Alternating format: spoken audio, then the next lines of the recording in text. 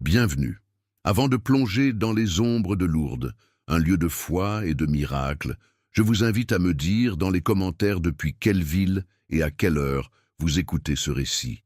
L'histoire qui va suivre n'est pas une fiction, mais une reconstitution méticuleuse, assemblée à partir de fragments oubliés, archives diocésaines, registres de gendarmerie jaunis par le temps et chroniques locales d'une époque où la ferveur religieuse masquait parfois les plus sombres secrets. Nous allons ouvrir un dossier que l'histoire a tenté de refermer, celui du Père Martin et de son confessionnal silencieux, un lieu où les âmes tourmentées venaient chercher l'absolution, mais où certaines n'ont trouvé qu'un silence éternel, scellé sous le sceau d'un secret que même Dieu n'aurait dû entendre. Nous sommes en 1908. Lourdes, nichée au cœur des Hautes-Pyrénées, célèbre le 50e anniversaire des apparitions mariales à Bernadette-Soubirous. La ville est en pleine effervescence, un carrefour du monde où l'espoir et la souffrance se côtoient. Des trains déversent un flot ininterrompu de pèlerins venus chercher la guérison du corps et de l'âme. Les rues pavées, comme la rue de la Grotte, vibrent d'une activité fébrile, bordée d'hôtels et de boutiques vendant chapelets et médailles. L'air est un mélange entêtant d'encens, de cire de bougies fondues et de la prière murmurée des malades. Au centre de ce théâtre de la foi, le sanctuaire Notre-Dame de Lourdes est le cœur battant de la cité. C'est dans ce décor sacré que le drame se noue, discrètement à l'abri des regards. Les archives diocésaines de Tarbes et les pages du journal local, le Lavedan, mentionnent bien quelques pèlerins égarés. Mais que pouvaient révéler ces documents face au sceau inviolable du secret de la confession? Au cœur de ce tourbillon spirituel officie le Père Martin, né Martin Dubois. Âgé d'environ 55 ans, il n'est pas originaire de la région. Un détail que peu de gens connaissent, il a été transféré d'un diocèse du nord de la France quelques années auparavant. Une mutation discrète dont les raisons restent floues. C'est un homme solitaire, vivant reclus dans le presbytère, attenant à une église secondaire, légèrement à l'écart du flux principal des pèlerins. En tant que prêtre, sa seule famille est, elle, église. Et cette absence de lien personnel le rend encore plus insaisissable, plus impénétrable. Les paroissiens le décrivent comme un homme d'un calme olympien, un guide spirituel respecté, mais dont le regard possède une intensité qui met parfois mal à l'aise, comme s'il sondait les âmes bien au-delà des péchés avoués. C'est dans ses habitudes que se niche, l'étrangeté.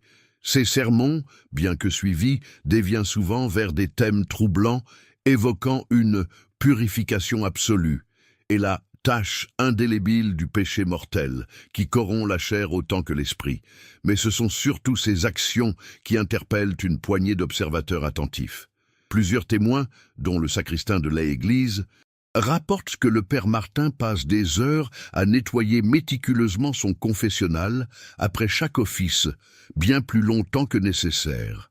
Il n'utilise pas seulement de l'eau et du savon, mais des produits chimiques à l'odeur âcre et puissante qui flottent parfois dans la nef vide. Une rigueur excessive, disent certains, un zèle de la propreté.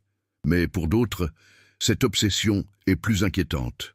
Était-ce une simple manie ou le nettoyage méthodique d'une scène de crime invisible? Au-delà de la ferveur spirituelle qui anime la cité mariale, Lourdes, en 1908, est une formidable machine économique, une véritable industrie du miracle qui fonctionne à plein régime.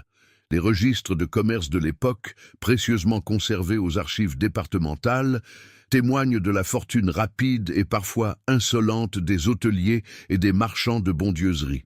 Chaque pèlerin est simultanément une âme en quête de salut et un client potentiel à ne pas négliger.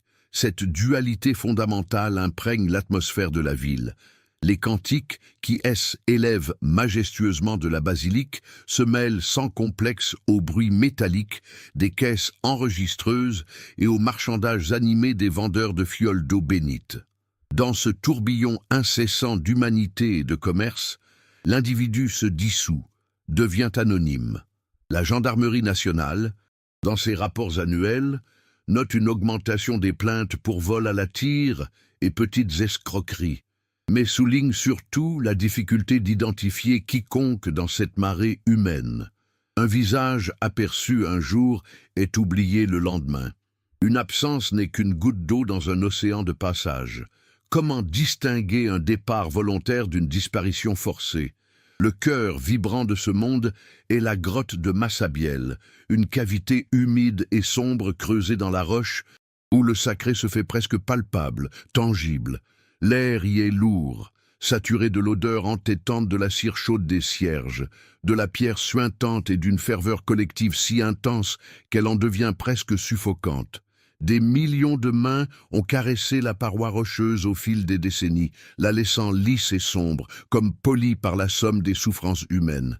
Les murs de la basilique du Rosaire, érigés juste au-dessus, sont couverts d'ex-voto, ces plaques de marbre qui remercient la Vierge pour des guérisons jugées miraculeuses. Mais ces témoignages éclatants de la foi triomphante dissimulent une réalité bien plus sombre, celle des espoirs déçus, des prières restées sans réponse. Pour chaque miracle proclamé avec faste, combien de désespoirs silencieux et amers repartent dans les trains. C'est précisément dans cet espace de tension extrême, entre l'attente du divin et la brutalité du réel, que les âmes les plus fragiles deviennent des proies faciles. La ville elle-même est géographiquement enserrée par la présence imposante des Pyrénées.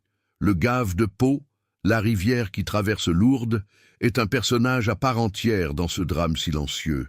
Ses eaux froides et rapides, canalisées en partie pour alimenter les piscines dites miraculeuses, sont aussi un courant puissant qui se perd dans les vallées en aval. Les chroniques locales du journal Le Lave d'Âne rapportent régulièrement des accidents, des corps retrouvés des kilomètres plus loin, emportés par la force implacable du torrent. Les promenades solitaires le long de ces berges, à l'écart du sanctuaire bouillonnant, offrent un contraste saisissant avec l'agitation du centre. C'est un lieu de méditation pour certains, mais aussi un espace d'isolement parfait, loin des regards de la foule. Dans le murmure hypnotique de l'eau et l'ombre des montagnes, un secret pouvait être confié à la rivière, emporté à jamais par son courant glacial. Qui prêterait attention à un cri étouffé par le fracas de l'eau? En cette année du cinquantenaire des apparitions, l'ordre public est la priorité absolue de l'Église et des autorités civiles. Le moindre scandale pourrait entacher les célébrations et nuire au commerce florissant des miracles, source de la prospérité locale. Les archives de la préfecture des Hautes-Pyrénées révèlent une correspondance serrée entre l'évêché de Tarbes et le préfet, insistant sur la nécessité d'une surveillance discrète mais efficace de la population pèlerine. Toute perturbation, toute anomalie doit être gérée avec un maximum de discrétion pour préserver l'image de la ville sainte. Dans ce contexte, la disparition d'un pèlerin, surtout s'il est étranger et sans attache locale connue, n'est qu'une simple note administrative. Le registre des personnes égarées de la gendarmerie pour 1908 contient des dizaines de noms, la plupart suivis de la mention laconique. Affaires classées, départ probable. L'institution ecclésiastique, gardienne des âmes, se fait aussi gardienne du silence. Mais que se passe-t-il lorsque le prédateur porte lui-même la soutane? Au cœur de ce tourbillon spirituel officie le père Martin, né Martin Dubois. Âgé d'environ 55 ans, il n'est pas originaire de la région, un détail que peu de gens connaissent. Il a été transféré d'un diocèse du nord de la France quelques années auparavant, une mutation discrète dont les raisons restent floues dans les registres diocésains. C'est un homme solitaire, vivant reclus dans le presbytère attenant à une église secondaire, légèrement à l'écart du flux principal des pèlerins. En tant que prêtre, sa seule famille est l'église. Et cette absence de lien personnel le rend encore plus insaisissable, plus impénétrable. Les paroissiens, dans leur rare correspondance le mentionnant, le décrivent comme un homme d'un calme olympien, un guide spirituel respecté dont la voix posée apaise les angoisses, mais dont le regard possède une intensité qui met parfois mal à l'aise, comme s'il sondait les âmes bien au-delà des péchés avoués. C'est dans ces sermons que l'étrangeté se niche le plus visiblement. Bien que suivis, Ces prêches deviennent souvent des thèmes habituels de miséricorde pour explorer des territoires théologiques plus sombres et plus radicaux. Il évoque avec une ferveur inquiétante une purification absolue, la nécessité de éradiquer la tache indélébile du péché mortel qui, selon lui, corrompt la chair autant que l'esprit. Une note de l'évêché de Tarbes, datée de 1907 et retrouvée dans un dossier disciplinaire classé, fait état d'une préoccupation face à sa théologie radicale, le décrivant comme un homme hanté par l'idée de souillure. Pour les fidèles, ces mots résonnent comme une exigence spirituelle extrême, une invitation à une introspection quasi chirurgicale. Ils ne savent pas encore à quel point le père Martin prend cette métaphore au pied de la lettre. Mais ce sont surtout ses actions, ces rituels privés observés à la dérobée, qui interpellent une poignée de témoins attentifs. Le sacristain de l'église, un certain Jean-Pierre Cassou, consignera des années plus tard dans un carnet personnel ses observations. Il y rapporte que le père Martin passe des heures, souvent tard dans la nuit, à nettoyer méticuleusement son confessionnal après chaque office, bien plus longtemps que nécessaire. Il n'utilise pas seulement de l'eau et du savon, mais des produits chimiques à l'odeur âcre et puissante, une senteur de chlore et d'acide qui flotte parfois dans la nef vide et imprègne le bois sombre du meuble. Une rigueur excessive, disent certains, un zèle de la propreté. Mais pour d'autres, cette obsession est plus inquiétante. Était-ce une simple manie hygiéniste ou le nettoyage méthodique et répété d'une scène de crime invisible? Les premiers murmures ne sont pas des accusations, mais de simples constats d'absence, des vides discrets dans la tapisserie humaine de Lourdes. Le premier fil tiré est celui d'un voyageur de commerce lyonnais, un homme connu dans les auberges locales pour ses mœurs légères et sa langue bien pendue. Les archives de l'hôtel de la Grotte confirment sa présence en avril 1908. Plusieurs témoins, dont le tenancier de l'établissement, rapportent l'avoir vu, l'air sombre et inhabituellement préoccupé, se diriger vers l'église secondaire avec l'intention déclarée de vider son sac auprès du père Martin. Il n'est jamais revenu chercher ses affaires. Sa chambre est restée payée d'avance pour une semaine, puis ses effets ont été remisés dans un coin. Personne ne s'en est véritablement inquiété. Dans cette ville de passage, un départ impromptu n'avait rien d'exceptionnel. Pourtant, une ombre venait de s'installer. Quelques semaines plus tard, un second cas vient renforcer cette impression diffuse. Une jeune femme, probablement d'origine allemande ou autrichienne, à en juger par son accent, est aperçue errant près du sanctuaire, visiblement accablée par un secret qui la ronge. Les registres des hospices pour pèlerins la mentionnent sous le nom d'Héléna, sans plus de détails. Des dames patronesses, émues par sa détresse, lui conseillent de chercher le réconfort spirituel auprès du père Martin, dont la réputation de confesseur intransigeant, mais efficace, commence à se propager. On dit que se confesser à lui est une expérience transformative, que l'on en ressort changé à jamais. La jeune Héléna fut vue pour la dernière fois franchissant le porche de la petite église. Elle non plus ne reparut jamais. Le murmure grandit alors, se teintant d'une nuance étrange. Que signifiait réellement être changé à jamais par l'absolution de ce prêtre?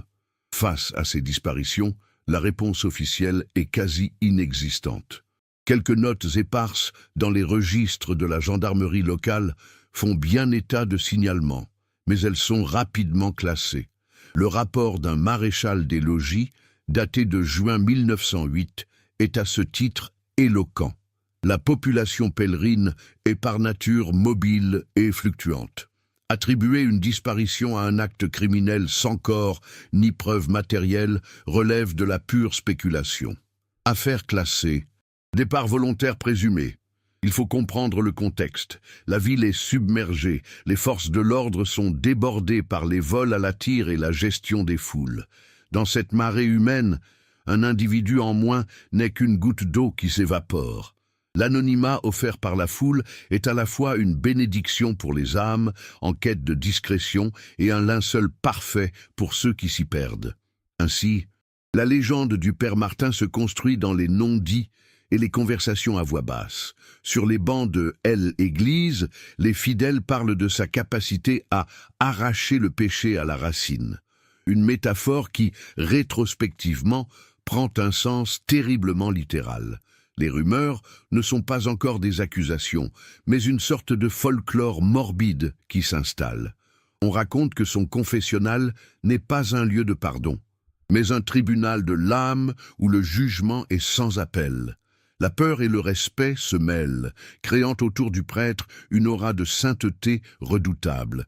Personne n'ose encore formuler la question qui flotte pourtant dans l'air lourd d'encens et de secret. Et si ces âmes tourmentées n'étaient pas simplement perdues dans la foule ou reparties apaisées, mais délibérément et à jamais retirées du monde? L'enquête, si l'on peut nommer ainsi cette accumulation de soupçons et de peurs chuchotées, commence véritablement avec le témoignage posthume du sacristain Jean-Pierre Cassou. Dans un carnet personnel retrouvé des décennies plus tard, il consigne avec une minutie d'horloger les rituels nocturnes du père Martin.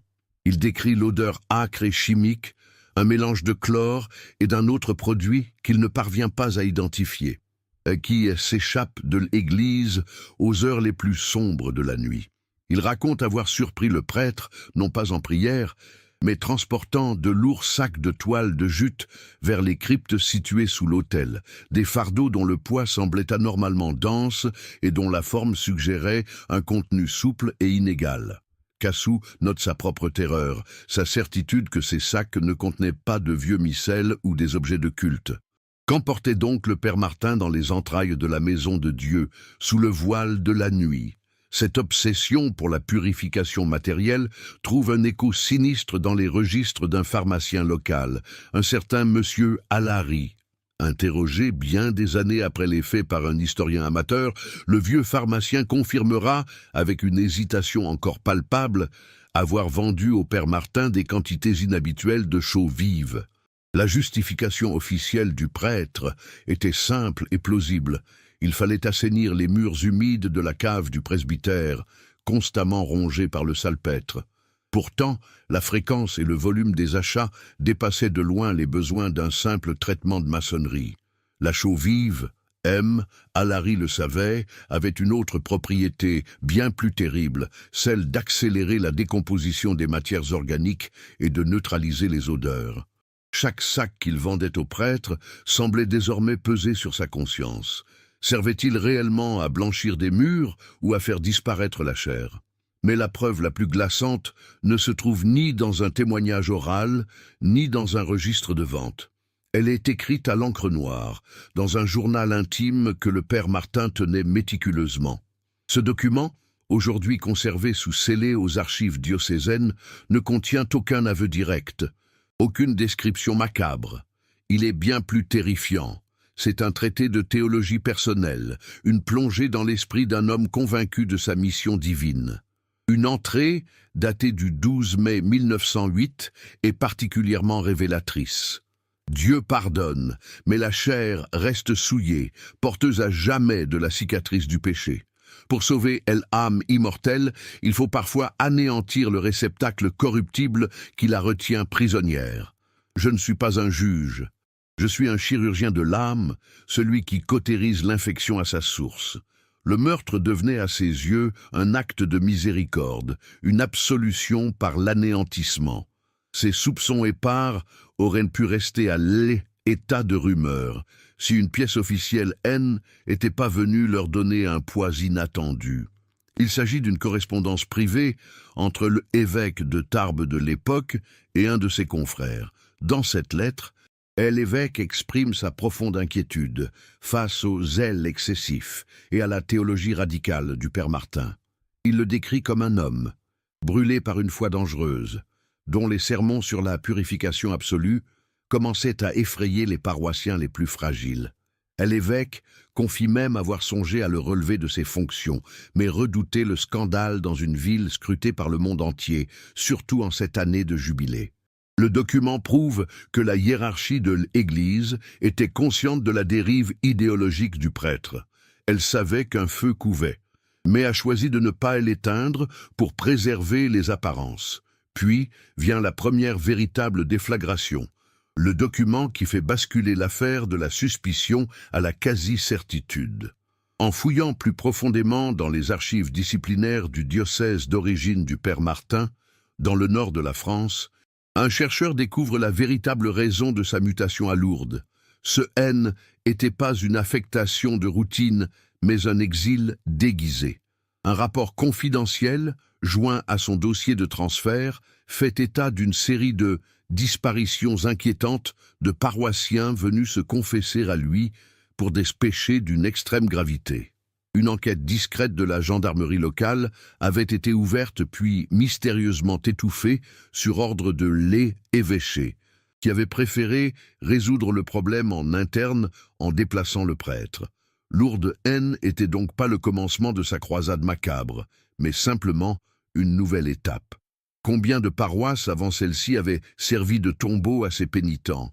Le temps, tel un fleuve lent et silencieux, avait poli les mémoires et recouvert les secrets de Lourdes d'une épaisse couche de poussière et de piété renouvelée. Nous sommes en 1960, plus d'un demi-siècle après les faits. Et l'église secondaire, où le père Martin avait officié, subit une rénovation majeure, une tentative de faire entrer la lumière dans une nef assombrie par les années. Les registres de la paroisse pour cette année-là mentionnent des travaux de réfection de la sacristie et des annexes. C'est dans ce cadre que le vieux confessionnal du prêtre, une imposante structure de chêne noir, reléguée depuis des décennies dans une remise humide, est condamné à la destruction. Pour les jeunes ouvriers chargés de le démanteler, ce n'est qu'un meuble ancien, un vestige d'une foi plus austère. Ils ignorent qu'ils s'apprêtent à exhumer un passé que l'Église elle-même croyait avoir enterré à jamais sous le sceau du silence. Le premier indice est une anomalie physique, un défi aux lois de la logique et de la menuiserie. En tentant de déplacer le meuble, 4 hommes peinent sous son poids invraisemblable. Le témoignage de l'un d'eux, un certain Louis Perret, recueilli bien plus tard, décrit ce moment avec une précision troublante. Il était lourd comme s'il était rempli de pierres. Nous avons cru que le bois était gorgé d'humidité, mais était autre chose, un poids mort, dense, qui ne venait pas du meuble lui-même. C'est en le basculant que l'un des panneaux du plancher se dérobe légèrement, révélant une jointure anormale. À l'intérieur, un double fond, un compartiment secret habilement dissimulé. La curiosité l'emporte sur la prudence. Que pouvait bien cacher un prêtre dans les entrailles de son confessionnal, ce lieu sacré où les secrets des autres sont censés mourir? À l'intérieur, point d'ossements ni de reliques macabres. La vérité est à la fois plus subtile et infiniment plus terrifiante. Les ouvriers extraient une petite boîte en fer, froide et anonyme, fermée par un simple loquet.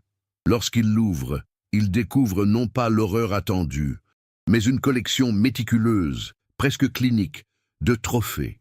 Une mèche de cheveux blonds, encore soyeuse, liée par un ruban de velours.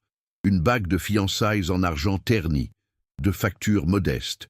Une page déchirée d'un passeport allemand, où un visage féminin sourit encore à l'objectif. Une petite croix orthodoxe en bois sombre. Chaque objet, chaque fragment de vie interrompu, est soigneusement enveloppé dans un morceau de papier jauni, sur lequel sont inscrits, d'une écriture fine et appliquée, un nom et une date. L'inventaire méthodique d'un prédateur se faisant passer pour un berger. Cette découverte agit comme un détonateur, faisant exploser 50 ans de silence. D'un seul coup, toutes les pièces du puzzle s'assemblent dans une image insoutenable. Le père Martin N n'était pas un simple prêtre au zèle excessif, un théologien égaré dans une foi radicale. Il était un collectionneur, un archiviste de la mort qu'il administrait. Les rumeurs, les absences, les odeurs de produits chimiques, les lourds sacs transportés à la nuit tombée, tout est soudainement recodifié. Ces écrits théologiques sur la purification de la chair ne sont plus des métaphores spirituelles, mais le manifeste littéral d'un tueur en série se considérant comme un chirurgien de l'âme. Le confessionnal N n'était pas un lieu d'absolution, mais une antichambre, le dernier seuil avant l'anéantissement. Chaque objet dans cette boîte est la preuve silencieuse d'un péché confessé et d'une vie effacée. La révélation de 1960 change à jamais la perception de l'affaire. Elle transforme une légende locale inquiétante en une vérité criminelle glaçante. Le prêtre N éliminait pas seulement le pécheur, il conservait une relique de sa purification, un souvenir tangible de l'âme qu'il prétendait avoir sauvée en détruisant son enveloppe charnelle. Cette logique tordue, mêlant le sacré et le macabre, le rituel religieux et l'acte de prédation, est peut-être le secret le plus sombre de toute cette histoire. Les objets trouvés dans la boîte N étaient pas de simples souvenirs, mais des sceaux, la preuve matérielle de sa mission divine autoproclamée. Le père Martin N n'était pas un monstre ordinaire. Il était un monstre qui se croyait saint. Dès lors, une question vertigineuse se pose. Combien d'autres boîtes, combien d'autres inventaires de vie brisés a-t-il laissé derrière lui dans les paroisses qui ont précédé Lourdes? La découverte de la boîte en fer dans les entrailles du confessionnal agit comme une déflagration silencieuse au sein du diocèse. Face à une vérité si monstrueuse, capable de saper les fondements même de la foi à Lourdes, la réaction de l'institution ecclésiastique est immédiate et radicale. Les archives diocésaines ne conservent aucune trace officielle de l'incident, mais des correspondances privées, retrouvées bien plus tard, décrivent une panique feutrée. Pour éviter un scandale cataclysmique qui aurait souillé l'image du sanctuaire à jamais, la décision est prise au plus haut niveau, le silence absolu. Les objets, ces reliques macabres des âmes disparues, sont discrètement incinérés, leurs cendres dispersées dans un lieu tenu secret. La version officielle, chuchotée aux quelques témoins, est que le confessionnal était simplement lesté de vieux débris pour le stabiliser. La vérité est à nouveau enterrée, cette fois sous le poids d'un mensonge institutionnel jugé nécessaire pour la survie du mythe. Pour comprendre cette décision, il faut mesurer l'onde de choc qu'une telle révélation aurait provoquée dans le monde des années 1960. Lourdes N n'était pas seulement un lieu de foi, mais un symbole mondial de l'espérance et du miracle, une destination pour des millions de malades et de désespérés. Admettre qu'un prêtre avait transformé le lieu sacré de la confession en antichambre de la mort aurait été une profanation d'une violence inouïe. Le diocèse a donc choisi de sacrifier la vérité sur l'autel de la foi collective. Le silence N n'était pas un pardon accordé au père Martin, mais une mesure de confinement destinée à protéger d'innombrables âmes croyantes d'une vérité trop corrosive. Dans cette logique, la mémoire des victimes était un dommage collatéral, le prix à payer pour préserver l'illusion d'un lieu où seul le divin opère. L'affaire était close, scellée par le feu et la peur. Les années passent et le secret, renforcé par le silence de l'Église, semble définitivement enseveli. Mais la vérité possède une étrange résilience. C'est des décennies plus tard, dans la quiétude poussiéreuse des archives départementales des Hautes-Pyrénées, que le passé refait surface de la manière la plus inattendue.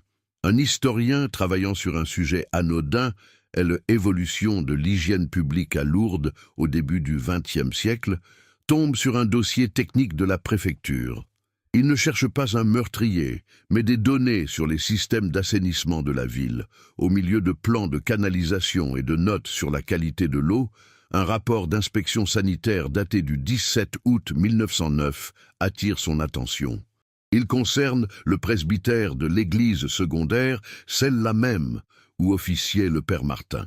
Ce qu'il y lit va faire basculer toute l'affaire dans une nouvelle dimension d'horreur. Le document est anodin en apparence, rédigé dans la prose administrative et détaché de l'époque. Les inspecteurs y consignent une plainte du voisinage concernant une odeur pestilentielle inexpliquée émanant des fondations du presbytère. Lors de leur visite, ils confirment la présence de cette odeur nauséabonde et, plus troublante encore, notent une contamination anormale des sols de la cave par une concentration exceptionnellement élevée de chaux vive. Les techniciens, perplexes, ne trouvent aucune fuite évidente dans les canalisations. La conclusion du rapport, lapidaire et presque absurde au regard de ce que nous savons aujourd'hui, évoque un probable problème de gestion des latrines et recommande un simple assainissement des lieux. Le dossier est classé. Mais ce rapport technique est en réalité la preuve scientifique involontaire des activités du prêtre. L'odeur était celle des corps en décomposition et la chaux, celle qu'il achetait en masse pour les dissoudre. Cette pièce administrative, froide et technique, constitue la seconde et la plus terrible des virades narratives. Elle révèle que le secret du père Martin N n'était pas si bien gardé. L'odeur de la mort flottait littéralement dans le quartier, assez forte pour provoquer une plainte officielle et une inspection. Les autorités civiles de 1909 avaient entre les mains les preuves matérielles, l'odeur et la chaux d'une activité pour le moins anormale. Mais dans une ville entièrement tournée vers son industrie du miracle, personne n'a voulu connecter les points. Plutôt que de creuser, d'affronter l'horreur potentielle qui se cachait sous le plancher du presbytère, ils ont choisi l'explication la plus simple, la moins dérangeante. La cécité N n'était pas accidentelle, elle était volontaire, protectrice. Le scandale a été évité non par l'habileté du tueur, mais par le déni collectif d'une communauté. La culpabilité n'est donc plus celle d'un homme seul, ni même celle d'une institution protégeant sa réputation 50 ans plus tard. Elle s'étend et contamine la ville entière.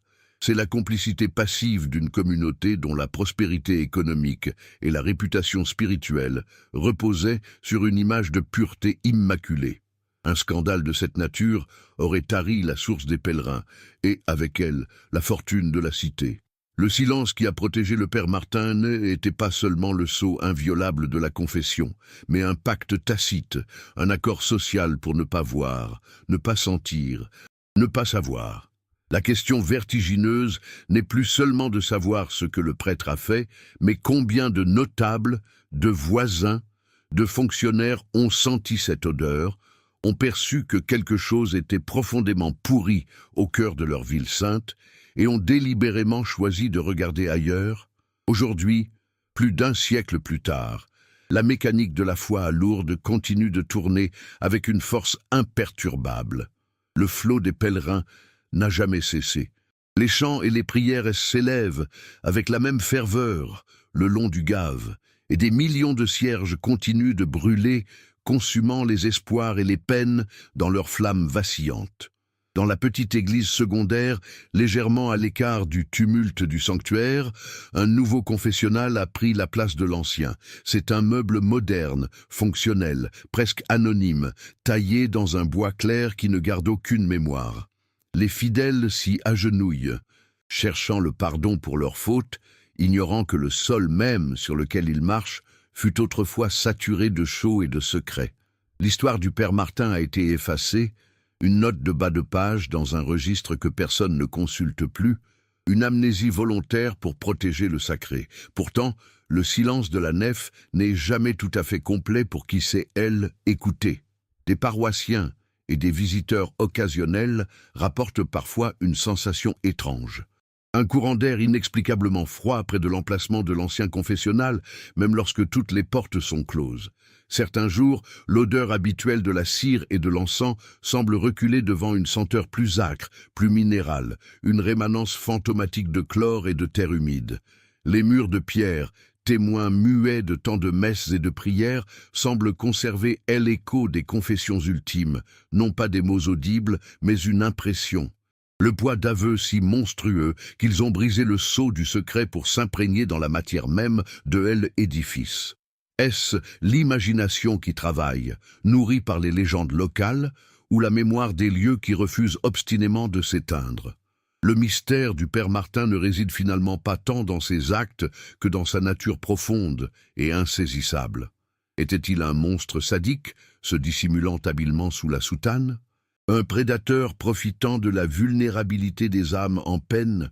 Ou était-il, dans sa propre logique tordue, un fanatique sincèrement convaincu d'accomplir une œuvre divine, un chirurgien de l'âme qui, dans sa folie, en est venu à confondre le salut avec l'anéantissement, le silence de l'Église, en cherchant à préserver la foi de millions de personnes, a paradoxalement nourri le mythe et rendu tout jugement définitif impossible. Il n'a pas laissé de tombeau à profaner, seulement des absences, des vides dans les registres et les mémoires. Son héritage le plus terrifiant n'est pas la mort qu'il a donnée, mais le doute qu'il a semé au cœur même du pardon. Au dehors, le gave de Pô continue de couler, imperturbable et éternel. Ces eaux froides et rapides, qui ont peut-être emporté les derniers vestiges des corps dissous, charrient aujourd'hui les prières et les espoirs de millions de nouveaux venus. La rivière, comme la foi qui anime cette ville, lave tout en surface, mais ne peut atteindre les secrets enfouis profondément dans la terre sanctifiée de Lourdes. La réponse à la question de savoir combien des âmes sont venues chercher l'absolution pour trouver l'oubli reste scellée sous nos pieds, protégée par un silence aussi profond et immuable que celui qui règne au fond de la grotte. Un silence qui n'est pas l'absence de bruit, mais le poids écrasant de tout ce qui ne sera jamais dit. Le père Martin était-il un monstre, un saint égaré ou un simple fou? Quelle est votre théorie? Laissez-la dans les commentaires ci-dessous.